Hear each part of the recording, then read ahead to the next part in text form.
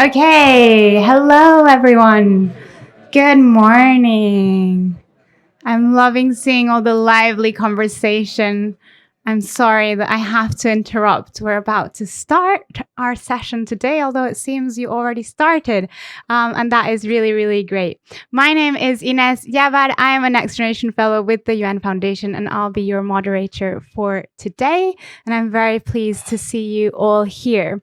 So I'm sure you all know why you're here, but a little bit of framing. Today we're talking about data. And we really believe that data should help and not harm. It should empower and not exclude. And today we're here to mark a critical moment in the journey towards a future where data benefits everyone, everywhere. This event is a culmination of over a year and a half's work with over 300 people across 63 countries to understand the impacts of our current data practices and explore how to rebalance unequal power dynamics and inequalities in the data system. Launching here today is a new manifesto for how we collect, manage, fund, and use data so it benefits all people. Today's session is made up of two parts. First, we'll hear from those affected from today's unequal data systems who are pushing for a fairer data future. We'll learn about the new Data Values Manifesto and a global campaign. Then we'll be turning the mic over to all of you. The first part of the session will be recorded and the second part will not. We will turn later to you, so don't worry, you will get a moment to speak, but there will be more on that later. We also have American Sign Language interpretation today available if needed. We hope this event sparks new ideas and connections that can advance progress towards a fairer data future for all. We encourage you to share your reflections during the event on social media using the hashtag #DataValues. I am pleased to hand over to Claire Melamed, CEO of the Global Partnership, to share her reflections on the urgency of data values movement and talk through the manifesto. Please welcome her.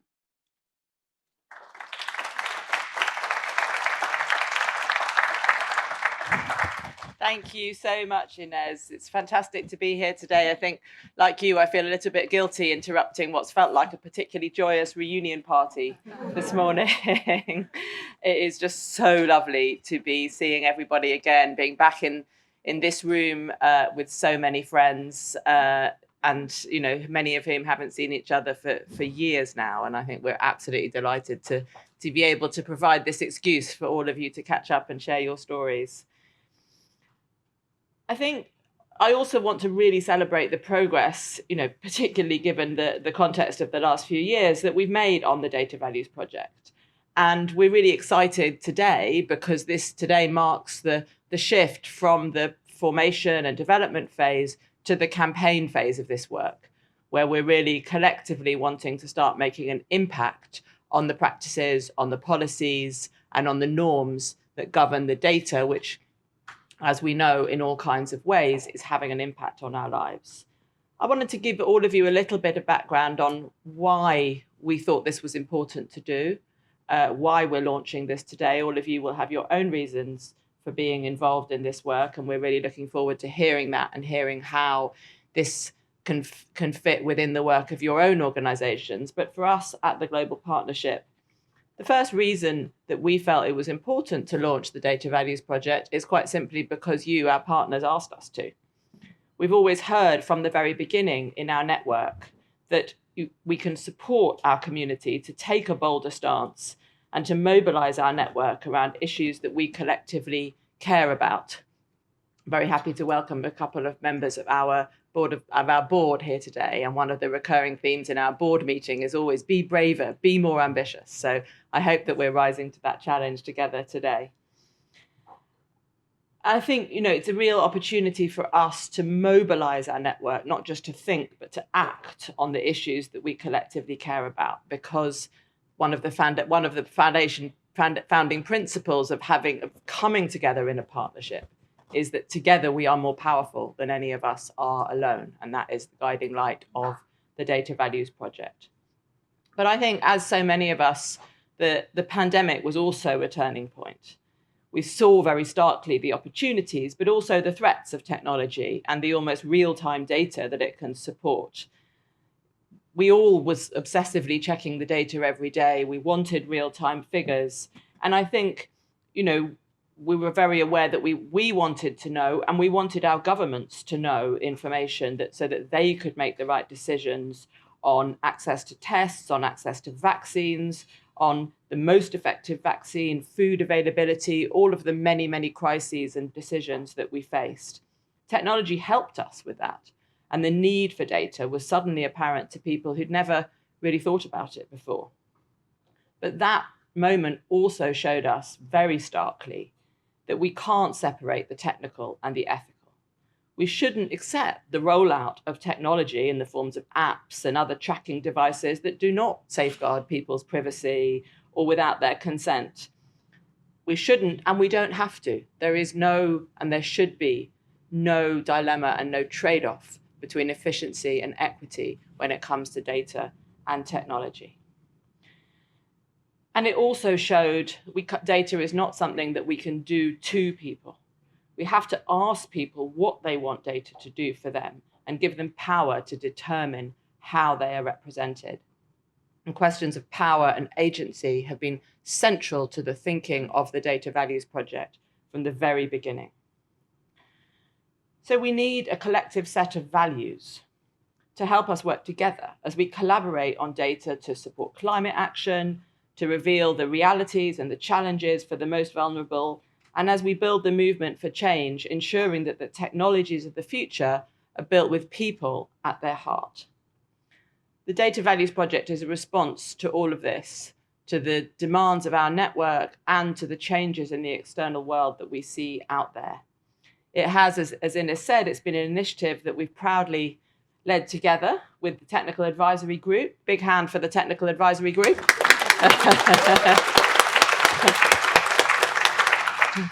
Over 1.5 years, they led a process in which we heard from 350 people across 63 countries what a fair data future looks like for them.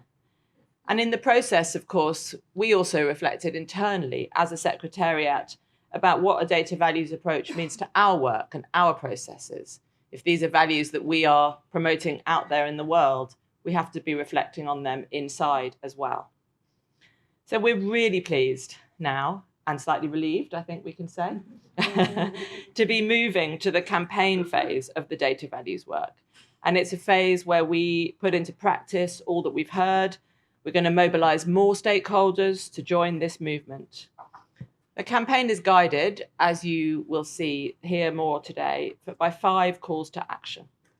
And these are what we want to guide our efforts to shift our practices and encourage each other to act now. The first call to action is about people having a say in how they are represented in data. The second is to put more effort into making sure that people are involved in all stages of data, including decision-making in how data is used and governed. The third is about more people having the data confidence and the skills. For us to create the fair data future, people need to be able to understand how data impacts their lives and have the confidence to talk about data, to ask questions, to be part of the system. The fourth call to action is about creating cultures of transparency, data sharing, and use. I think we all know that laws and regulations only get you so far, that culture has to change if we're really going to see the deep-seated impacts that we're looking for. And the final call is about taking these systems-wide approaches, ensuring that funding supports these systems and more participatory approaches. And more funding must support participation and inclusion from start to finish. My colleague Jenna will be talking about the campaign a little later and going into some more detail on some of these principles. But I really hope that this is the beginning of a bigger movement together for change, that we all leave this meeting inspired and challenged at the same time, and that you have a fantastic few hours, and also that we carry these messages far and wide into our work and find them useful for advocacy, for practice, and for changing the world. Thank you.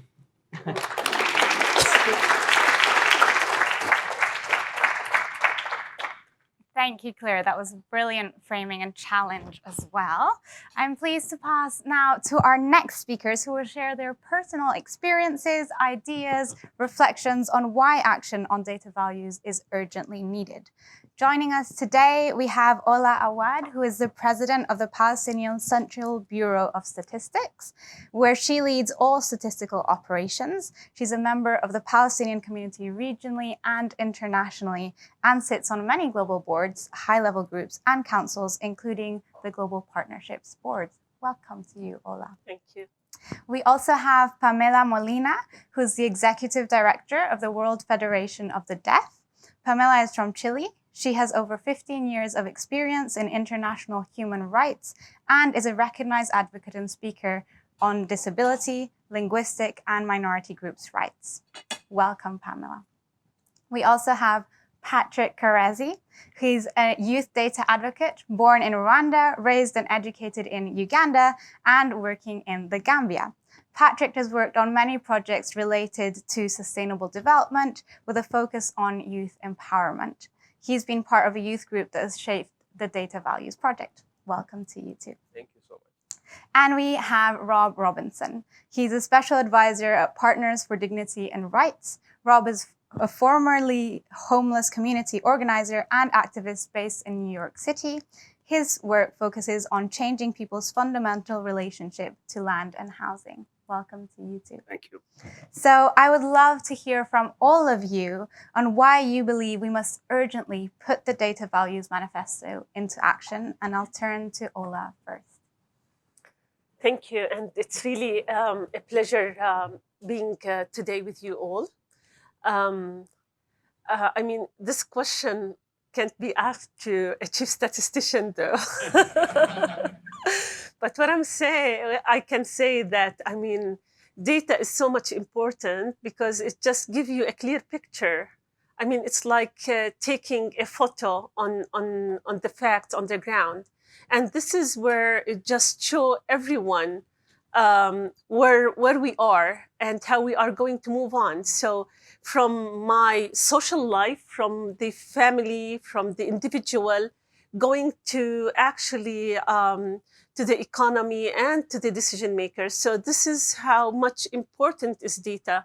And the time you understand data, it just give you really a strong way on how you want to move ahead from different perspectives, whether from the working perspective, from the social perspective, and from the whole perspective that you want just of your interest. So it's really important. It's really very strong. I mean, the time you understand the data, you have the power of understanding all the aspects or all the aspects that you are interested of. So it's really a power that you don't physically touch, but it's really very much powerful that can really provide you with such a power that you can really think, move, plan, and implement and monitor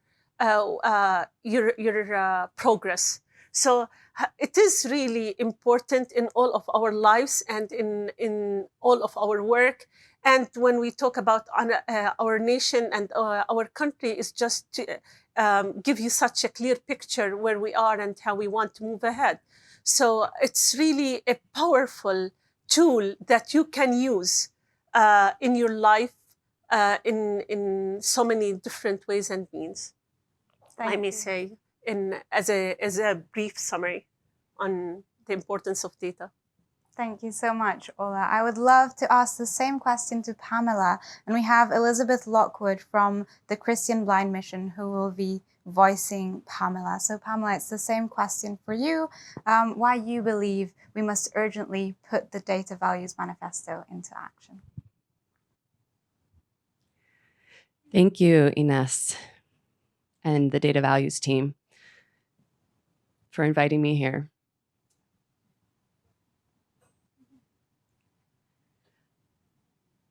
Thank you so much for accommodating me and giving me extra time as well to include sign language. In order to build inclusive data systems, we must guide public policies and empower people and their communities.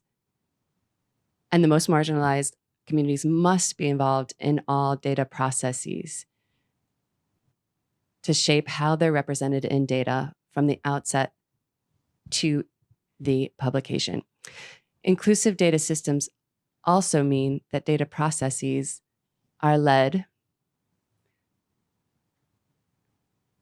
by marginalized communities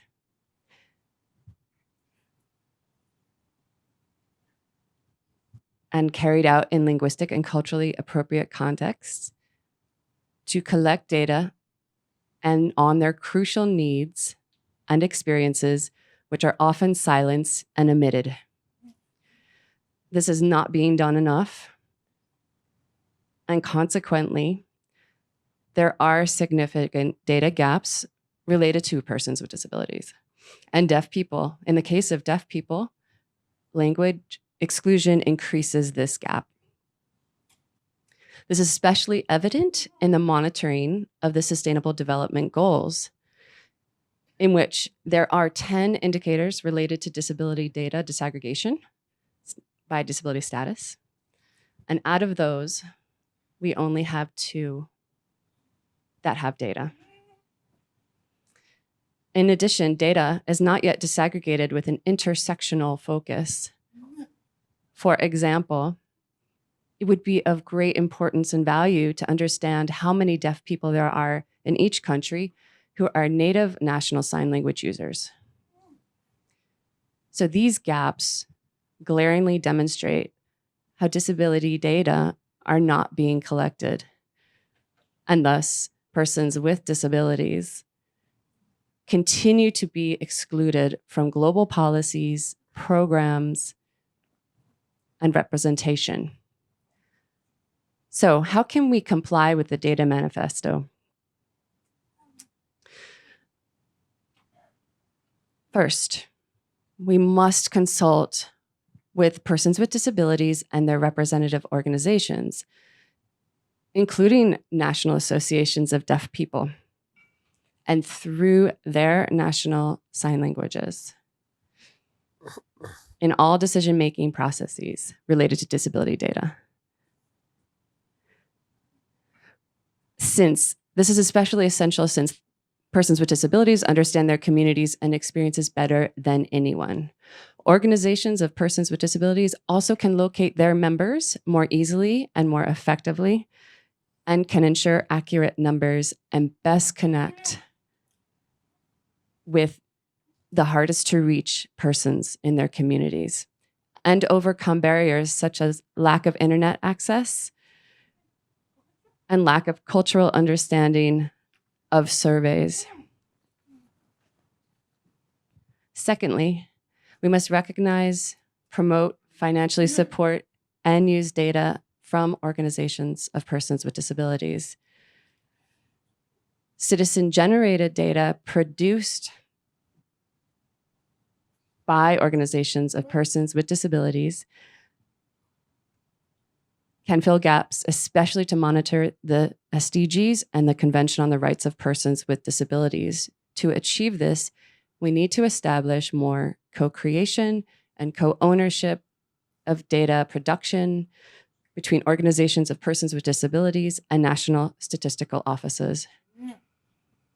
Third, it is crucial to build data capacity in stakeholders, including the training of enumerators, organizations of persons with disabilities, and national associations of deaf people to be better prepared to survey their communities, to develop evidence-based advocacy,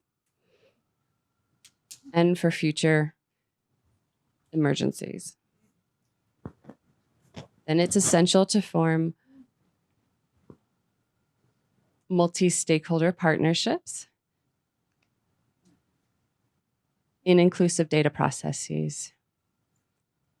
Data collection must be accessible and developed in a variety of formats, including in national sign languages. Sustainable and inclusive partnerships are key to sustainable change. And also, I must announce tomorrow is the International Day of Sign Languages, which is recognized by the United Nations. We call on all governments, UN agencies, all of you, the key stakeholders, to come together and advocate for linguistically and culturally inclusive data, because sign language unites us all. Let us all fight for a world where deaf people everywhere can sign anywhere. Thank you. Thank you. Thank you so much, Pamela and Elizabeth, for voicing that as well. I'll pass over to Patrick now for the same question on why you believe we must urgently put the data value manifestos into action. Thank you so much, Ines. First and foremost, I'm really humbled to be right here before such an incredible audience. And thank you to the previous speakers. We're speaking about data, right? But I have a simple question for each of us here. What is data? Like, what comes on your mind when I said that? What is data? Just one random word. Anyone can speak. What comes on your mind? Surveillance. Yes? Surveillance. Surveillance? Surveillance? Randomly, let's just speak. What comes to your mind when you say data? What is data? Just one word. Popcorn shop. Throw it out. Information. People. Number. Cell phones. Oh, cell phones. Incredible. I need to tell about my communities, right? I was born in Rwanda and raised in Uganda. When I was at the age of 3, I came in contact with data. I came to understand what data is. But it's a little bit different, right? My community, data translates to data, father, figure father, papa. That's how I learned of what data was back then, when I was too young in Rwanda. Later on, circumstances got me to live in Uganda. So that's a different story for another day. But like when I reached Uganda, I came in contact with what data is still. They were saying data. I was like, so what does data mean? Surprisingly, data didn't mean information, didn't mean people. Data made internet bundles. So from our communities, from Rwanda, from Uganda, our understanding of data is very different from your understanding of data. And these are the young people that we want to be represented in the decisions that we're making. There's so many young people out there. I've had an opportunity to work in 7 countries. Restless Development has enabled that. Hi, Freya. We just say hello. I've also had another opportunity to work in other 2 countries, and under the support of Grant Tyrone. He's right here. He's really been an incredible donor. But the stories that I'm going to be sharing here are basically some of the things that I've seen happen. Young people that are going to school, studying for 16 years, the communities of Uganda, leaving school without the right skills to be able to fit in the world of work. But the reports are showing that young people are being trained enough. No one is caring about reforming education systems so that it meets the 21st century needs and demands. Many of them are graduating as engineers, but having to go abroad to work as security guards. Speaking about young people in Congo that are working on food, stepping on minerals that are under their soils and going to schools to be told and told stories of King Leopold back the days. And some people are said to be represented in data. If they were just to be taught what is under the soils, some people would have better lives. But data never represents those. Speaking about communities in the Gambia that have lived for the last couple of months, where we see young girls undergoing female genital mutilation. And one thing that I've learned is the same people that are collecting, that are designing data processes, sometimes are the same perpetrators of the ills that the data seeks to solve. So what happens? They are dressing up the data putting it in boardrooms and so far away from us, the young people that are being represented in that data. At the end of the day, they come up with statements, ethical values. Let's create ethics around data. I mean, we need the ethics. We must do no harm to anybody. By now creation of the ethics, we are giving a specific people the powers to be able now to go beyond ethics and curtail what questions we ask. I cannot just go into a community and do research because they'll say, I don't meet ethical standards. What are ethical standards? I'm not highly educated. I don't have a PhD. I don't have a master's degree. So what happens if I have my questions written down, they will look at them and then make them sound the way they want the things to sound. So the information they get at the end is what they want to hear. So we have the institutions built with reputable and that trust around them. When I speak about trust, not the trust for them to create the data that represents us as young people. It is the trust by the government or the people that have and are in power to be able to have these organizations or these institutions creating data that benefits them. And we're offended as young people. Trust me, we get tired. Every other day we're speaking about unemployment. We never get an opportunity to see a better day. But I'm saying this project is very relevant, right? Because young people have potential. For us to be able to develop confidence in the skills, we need to distribute. That's the very first thing. We need to distribute the options. How many young people can create data, right? We can create data in our local languages. We don't need to be within the English limitations to create data, right? And then now anybody can interpret it or translate it for the global community. And I believe that is that we can actually go down and look at the different, because there are people like, we're given an opportunity by restless development to go assess teenage pregnancies in communities, came up with information and influence decision makers, empower those young people in those communities. Let's give them an opportunity. That doesn't have to be done by some, or data collection doesn't have to be done by somebody with a PhD just. I can be just young with a passion to be able to get information, put it together, and inform processes. And I'm saying, we have a choice to make right now. To either take it down to the people, the young people, and then the demographic dividend that we always speak about can come to life, and we celebrate that. And we have the other side as well. So we are here. The demographic dividend that we speak about could easily evolve into a demographic disaster. How many of you want to live in that future? I don't want to. Thank you. Thank you.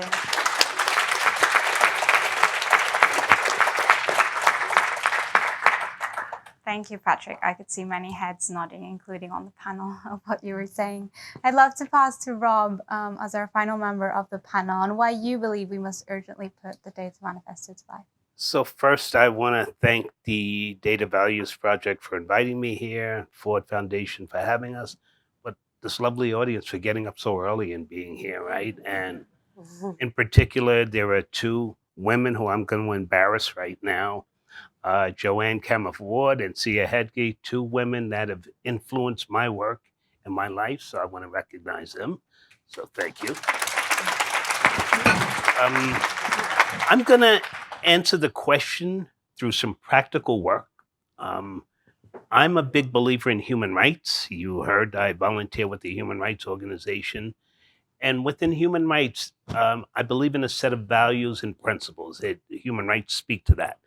And some of the comments that we opened up with around the manifesto spoke to that, right? So when I think of human rights, I think of the word taupe, and I'll give you the relationship, Taupe. It's the color beige. T for transparency, A for accountability, U for universality, should work for all of us, P for participation, and E for equity. Data traditionally, when Patrick asked a question about when you say data, what do you think of? Well, in low-income communities of color, immigrant communities in the US, people think of data as surveillance because traditionally police have put eyes in the sky. The government has been complicit in collecting data on these impacted communities and using that data against the people that live there. But there's something that you go through a process as a community organizer. We're used to reacting to these issues. But then how do you level the playing field? Well, you first have to have popular and political education within these communities to understand that data can be used to support your arguments. The manifesto is on the way to doing that. We generally in communities organize out of necessity. We don't have the luxury of a manifesto and working with a data values project. But now I'm fascinated by it because now I have the manifesto, much like I have the municipal mandate from Ada Colau, the mayor of Barcelona, and Leilani Farr from Spain, to challenge governments to do work in a different way. So with the manifesto, you're starting to educate people and you understand that data can be used to support issues within your community. So I'm just going to give you an example. Even before the pandemic, New York City had a high number of eviction cases because we have very predatory landlords who do not care about people, who care constantly about money and influence. So we saw a high number of evictions, and there was a couple of reasons for that. Rents rise faster than wages in the city. It's impossible. I just explained to Patrick what the average rent is in New York City, and he stared at me. He couldn't believe it, right? So people can't afford to live, but landlords still want to be paid. So they found ways to evict. So what do? We organize our community collectively to bring voices together. Young folks with technological skills, because those opportunities are here, who understand that it's difficult, even for me with my education, to live in this city. It's a challenge. I went to school, I went to graduate school, and everybody told me I'd have a great life, but I'm struggling out here. So let me take this education and put it back in the community. Hence, you have a collaboration between grassroots communities, young folks with technical skills who are working on issues. New York City has something called an open data portal, where different departments of New York City put information, Department of Buildings, Department of Homeless Services, all these different agencies put stuff into an open data portal with the idea that it should be aligned with the principles and values of the manifesto. But when you look into that portal with the naked eye and you're from the community, it's not useful information. However, with the collaboration of these young folks with technical skills coming together with the grassroots community, you go into that open data portal, you pull out information and you organize it in a way that it's valuable to the community, and you start to see who's being evicted, who's doing the evictions, and you're able to organize something in New York City called the Right to Counsel law, which provided us with lawyers for people going into housing court. 99% of people who went into housing court prior to the Right to Counsel law coming into effect ended up being evicted, right? If you went in without a lawyer, that number's down to less than 30% now. So the numbers have changed because we understood from the data how we could take that data out of the New York City open data portal and turn it into something useful for the community and organizations. However, I'm not so sure if the city's principles and values on that portal are aligned with the data values principle and the manifesto, right? So now as a community organizer and somebody who's privileged to work in the international community, I now have a tool to distribute in my community to say we need to challenge the people in power to change a lot of the things that are happening in the city. So, it's a practical answer in the way we've used that in the city. And, there are several groups doing that. It started out with the Anti-Eviction Mapping Project, young folks who are volunteering and working together, the Housing Data Coalition. All these groups have technical skills, and then going into that open data portal, pulling out the information and organizing it in a way that it's useful to the community. So there's a practical way to answer your question. I'm not sure if I hit on the point that you want, but I found this space an opportunity to show how the community has organized itself, how the education happens to change the situation.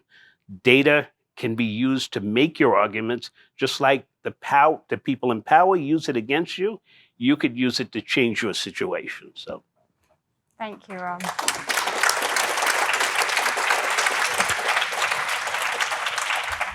And there was no particular answer to be given. I think you all answered brilliantly in your own realities, expertise. So thank you so much. And we'll have the chance to continue this discussion with all of you in just a minute when we open up the discussion to all. But before that, I'm pleased to hand over to Jenna Slotton, the Senior Policy Director at the Global Partnership, who has coordinated this data values project, to share some reflections on the future of the campaign. Thank you, Inez. Thank you. It's such an honor to listen to these four inspiring individuals. It's such a pleasure to have everyone here today. Quite a journey working on the Data Values Project, and really pleased to be launching this campaign today. As you've heard, the Data Values Project is about power, who has it and who doesn't, and how the act of measuring, collecting, and using data, whether by people or by machines, can reinforce power imbalances or shift them. And it was so inspiring to hear about how data gives power. I think we have a tendency to focus on harm, risk, and that's important, incredibly important, but it's not just about protecting passive people. It's about giving power to people so that in this age of surveillance, of massive information, of digital tools and technology, we can write a better future with data. So really exciting. And listening to your stories really reminds us of that and why this manifesto matters. So what happens now? What are we going to do? What are you going to do? So the campaign we're launching today is really a platform for all partners, all stakeholders, to take on the agenda and make it their own. As you've heard, it's a 5-point plan, and those are broad values or principles.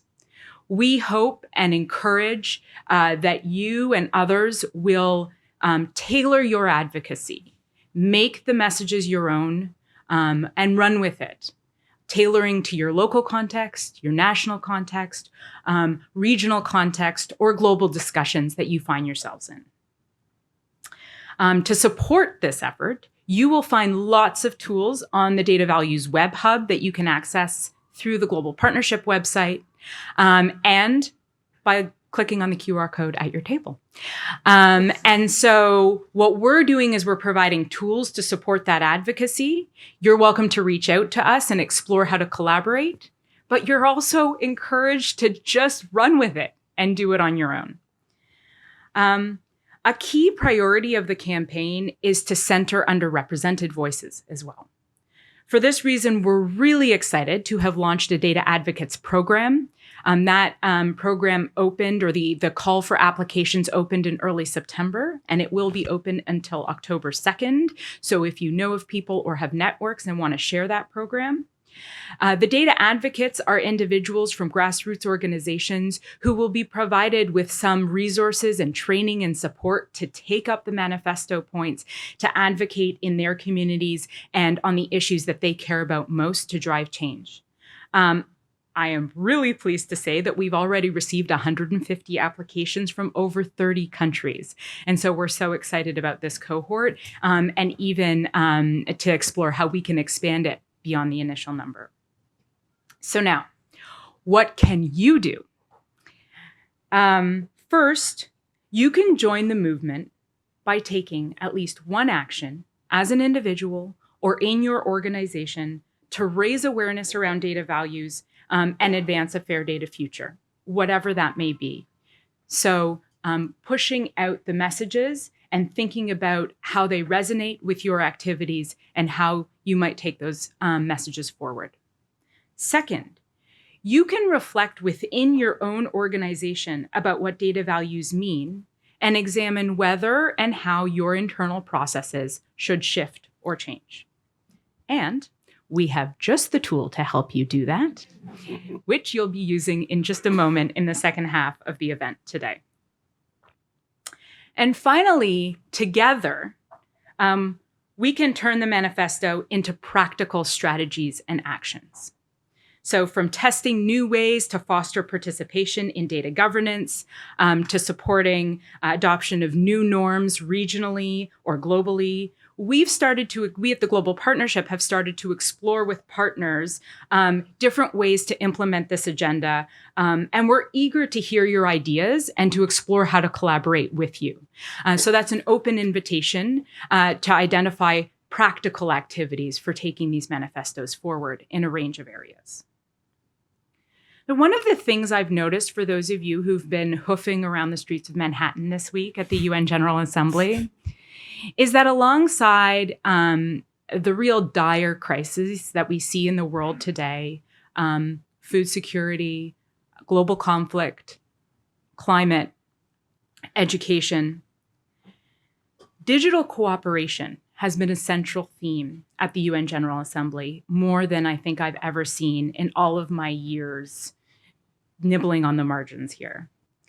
But the promise of digital transformation won't be realized if we don't think critically about the data that flows through these systems and give people some power in the governance of that data.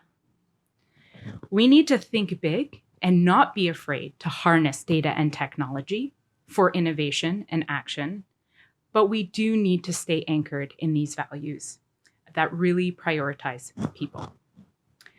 So with that, I'm going to hand back to Inez. And as she said, I'm really excited to hear from all of you in the next part of this discussion. Thank you. Thank you, Jenny.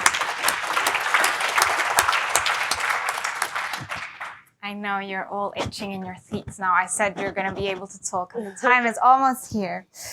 So the Data Values Project has always been a collective effort, so it's only right that we hand over to you for the next 20 to 30 minutes. On your tables, you'll have probably already spotted the Data Values game. You can see it in front of you. And inside the box, there are cards with conversation prompts relating to each manifesto statement. What we'd love you to do is in groups of 2 or 3, so I know you're on tables, but you can subdivide just so that you all have time to speak. Choose a manifesto number from 1 to 5 and discuss the prompts related to that manifesto action. This game is the opportunity to step out of your usual conversation and think and feel differently about data values. We encourage you to share about your own life, experiences, and decisions as much as you're comfortable with. Let's think about data processes and systems, not as abstract things, but those that are integrated into our everyday life. From how we decide to share our own personal data to gain access to apps and technologies, to what data we choose to collect, share, and use in employee surveys.